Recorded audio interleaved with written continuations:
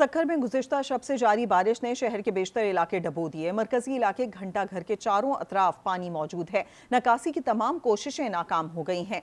मजीद आगाह करेंगे आगा यावर। जुमे और हफ्ते की शब से जो बरसात जारी है उसने इस वक्त शहर की सूरत हाल बिल्कुल तब्दील करके रख दी है। शहर के मुख्तलिफ इलाकों में इस वक्त सीवरेज का पानी और बारिश के पानी ने बिल्कुल सड़कें ब्लॉक कर दी हैं और इस वजह से बहुत सी दुकानें और बाज़ार भी नहीं खुल पाए हैं। मैं इस वक्त मौजूद हूँ शहर के मरकज़ी इलाके घंटा घर पर, जहाँ आप मेरे अक़ में देख रहे हैं कि पूरा इलाका पानी में डूबा हुआ है और बहुत सी दुकानें यहाँ पर बंद हैं। लोग घुटनों घुटनों पानी से होकर यहाँ पर पहुँच रहे हैं और सीवरेज का जो पानी है वो भी इसमें शामिल है।